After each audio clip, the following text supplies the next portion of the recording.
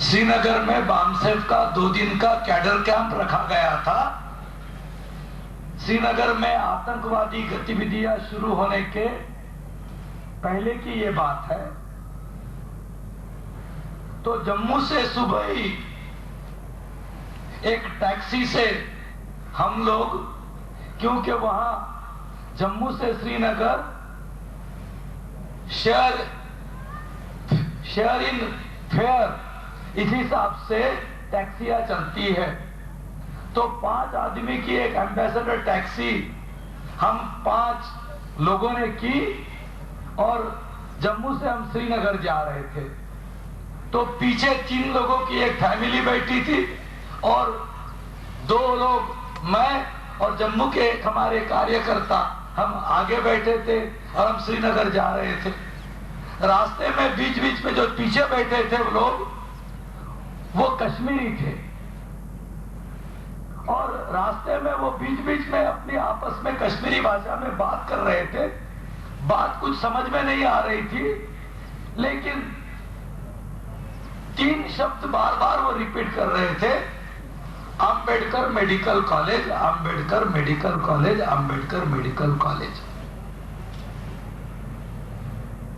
तो मेरे साथी ने टैक्सी में बैठने के पहले ही मुझे बताया कि ये कश्मीरी ब्राह्मण है। तो मैं सोचा ये तो कश्मीरी ब्राह्मण है, लेकिन ये बार बार अंबेडकर के नाम की रट क्यों लगा रहे भाई, और वो भी अंबेडकर मेडिकल कॉलेज के नाम की रट क्यों लगा रहे हैं। तो बाद में एक जगह खाने के लिए टैक्सी रुकी, हम सब खाने के लिए बैठे। तब मैंने उनको पूछा कि भाई ये आप Ambedkar medical college, Ambedkar medical college अपने संभाषण में बार बार इसका जिक्र कर रहे हैं, क्या मतलब है, क्या है इसका मतलब। वो कह रहे थे कि हम बंगलोर से लौट रहे हैं और हम बंगलोर गए थे, हमारे लड़के को वहां एक अंबेडकर मेडिकल कॉलेज नाम से एक शेड्यूल कास्ट के लोग मेडिकल कॉलेज चलाते हैं। उस मेडिकल कॉलेज में हमारे लड़के को एडमिशन दिलाने के लिए हम गए थे और एडमिशन देकर उस लड़के को वहां एडमिट कराकर यहाँ आए हैं। तो मैंने उनसे पूछा कि भाई कैसे मिली एडमिशन वहां पर अंबेडकर मेडिकल कॉलेज में। वो कहने लगे बड़े खुशी से कि बहुत सस्ते में काम बन गया, क्योंकि दूसरे मेडिकल कॉलेजेस में 3-3, 4-4 लाख रुपया देना पड़ता है, वहां सिर्फ 1.5 लाख रुपया डोनेशन देनी पड़ी और वहां हमारे लड़के को एडमिशन मिल गई। बाद में मैंने अपने साथियों को, बंगलोर के साथियों को लेटर लिखा कि भाई मुझे ऐसा पता चला है कि इधर कोई ऐसा मेडिकल कॉलेज है और वहां ये कश्मीर के ब्राह्मण कम पैसा लेकर एडमिशन ले रहे हैं। तो मेरे बंगलोर के साथियों ने मुझे जवाब दिया कि वो सिर्फ नाम का अंबेडकर मेडिकल कॉलेज है, लेकिन हम उसको anti schedule caste medical college मानते हैं, क्योंकि वहां सिर्फ पैसा लिया जाता है और पैसा लेकर एडमिशन दी जाती है।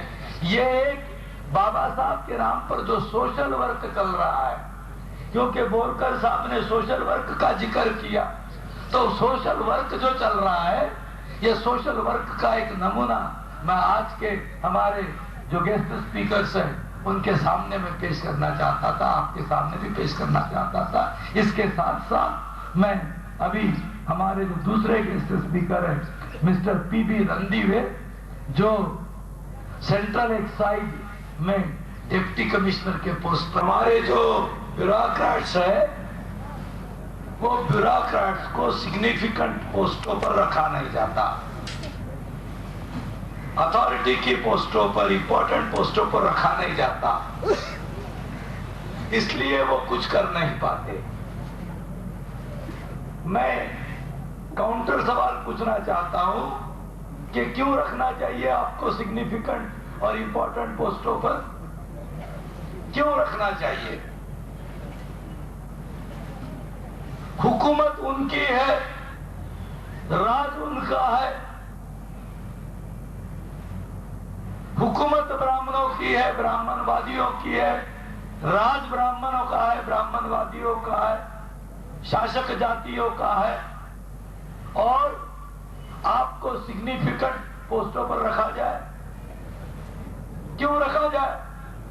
क्योंकि जब हुकूमत उनकी है, राज उनका है, तो वो हुकूमत और जब राज उनका है तो सिग्निफिकेंट पोस्टें भी उनके ही हाथ में होगी। ज्यादा से ज्यादा क्या होगा? आपका रिजर्वेशन का कोटा भरा जाएगा, लेकिन सिग्निफिकेंट पोस्टें तो जब हुकूमत उनकी है, राज उनका है, तो उनके ही हाथों में होगी। तो जो सिग्निफिकेंट पोस्ट है, वो सिग्निफिकेंट पोस्ट तो जब आपकी हुकूमत होगी, आपका राज होगा, फुले अम्बेडकर वादी लोगों का राज होगा, फुले अम्बेडकर वादियों का राज होगा, फुले अम्बेडकर वादियों की हुकूमत होगी, तो सिग्निफिकेंट पोस्टें आपके हाथ में होगी। तो ये जो फुले अम्बेडकर वादियों का राज लाने के लिए, फुले अम्बेडकर वादियों का राज लाने के लिए, फुले अम्बेडकर वादी आंदोलन को आगे बढ़ाने की जो जरूरत है, उसमें हमारा क्या योगदान है? आपको सिग्निफिकेंट पोस्टों पर नहीं रखा जा सकता, नहीं रखा जाता, ये तो समझा जा सकता है, लेकिन आपको सिग्निफिकेंट पोस्टों पर ना रखकर क्या वो आपको कम तनख्वाह देते हैं? आपको इनसिग्निफिकेंट पोस्ट पर रखते हुए भी उतनी ही तनख्वाह मिलती है जितनी तनख्वाह सिग्निफिकेंट पोस्ट पर रहने वाले एक आदमी को मिलती है। आप सिग्निफिकेंट पोस्ट के अधिकारों का उपयोग तो नहीं कर सकते, लेकिन इनसिग्निफिकेंट पोस्टों पर रहते हुए भी फुले अम्बेडकरी आंदोलन को चलाने के लिए जो साधन लगते हैं, आपका दिमाग, आपका हुनर, आपका पैसा, उसमें तो कोई कमी नहीं है, चाहे आप सिग्निफिकेंट पोस्ट पर रहे या नहीं रहे। तो इसलिए उसमें तो कोई कमी नहीं आती, लेकिन उस दिशा में हम हमेशा ये चिल्लाते रहते हैं कि हम सिग्निफिकेंट पोस्टों पर नहीं है इसलिए हम कुछ नहीं कर सकते। अरे भाई, ये इतना बड़ा क्षेत्र पड़ा हुआ है।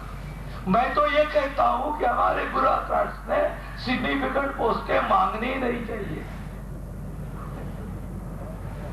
उसके बजाय जो इनसिग्निफिकेंट पोस्टें हैं वहां रहना चाहिए। क्यों? क्योंकि इनसिग्निफिकेंट पोस्टों पर ना तो कोई काम होता है, ना कुछ होता है, समय ही समय होता है। वो सारा समय, वो आपका सारा दिमाग और आपके सारे साधन इस आंदोलन को बढ़ाने के लिए लगाओ। देखो, ये आंदोलन बढ़ता है, और अगर ये आंदोलन बढ़ता है तो फुले अम्बेडकर वादियों की हुकूमत आती है, तो सारी सिग्निफिकेंट पोस्टें आप लोगों के हाथों में होगी। इलाज जो है वो इलाज आप करना नहीं चाहते, बीमारी दूर करना चाहते, बीमारी दूर होने वाली नहीं है। इसलिए इस दिशा में हमें सोचना चाहिए। इस दिशा में सोचते हुए मैं हमारे अगले वक्ता मिस्टर सी लाल, जो डिप्टी कमिश्नर है इनकम टैक्स में राजकोट में, उनका आज के इस अवसर पर मुझे मेरे मां की याद आ रही है। वो मर गई है, कुछ साल हो गए हैं, लेकिन उसकी याद इसलिए आ रही है, इस आज के इस विषय के संदर्भ में याद आ रही है। 1957 में मैंने मैट्रिक पास की और मैं कॉलेज में एंटर हुआ। मेरी मां ने सड़क पर खड्डे खोदने का, कंस्ट्रक्शन का जो काम होता है, वहां मजदूरी करके मुझे पढ़ाया, लिखाया। जब मैं मैट्रिक पास हुआ तो मेरी मां अचानक बीमार गिर गई, लेकिन बीमार गिरने के बावजूद अपने पेट को पल्लू कसकर बांधते हुए, क्योंकि पेट की बीमारी थी, दर्द होता था, तो दर्द ना हो इसलिए पेट को कसकर पल्लू बांधकर वो काम को जाती थी। मैंने एक दिन उसको कहा कि भाई मुझे ये बात बर्दाश्त नहीं होती, ये तेरा जो हाल है ये देखा नहीं जाता। मैं नौकरी कर लेता हूँ कहीं। उन दिनों में मैट्रिक पास लोगों को भी नौकरियां लगती थी।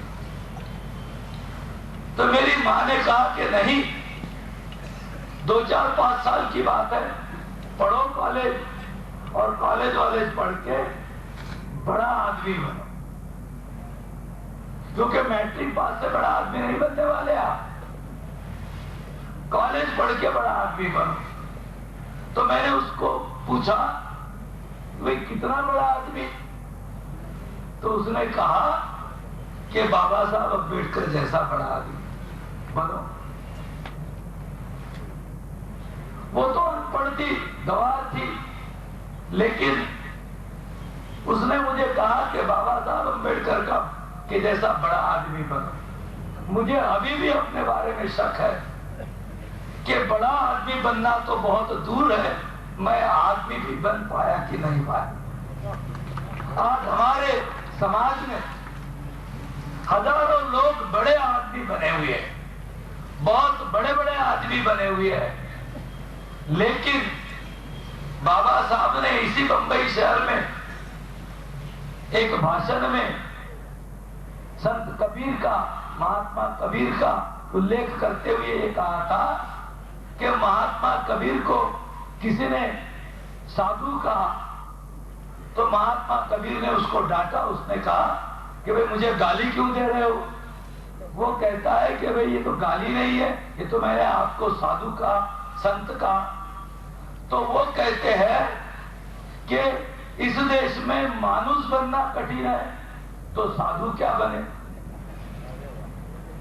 तो बाबा साहब ने अपने भाषण में ये कहा कि भाइयों, अरे मानुष बनो, आदमी बनो। आदमी बनना बहुत मुश्किल काम है। आज हमारे समाज में बड़े आदमी बनने के लिए होड़ लगी हुई है, स्पर्धा लगी हुई है, लेकिन आदमी बनने की कोई कोशिश नहीं कर रहा है। ये जो हमारा जो दुख है, और जब तक आदमी बनने की कोशिश नहीं होती, फुले अम्बेडकरी आंदोलन आगे नहीं बढ़ सकता।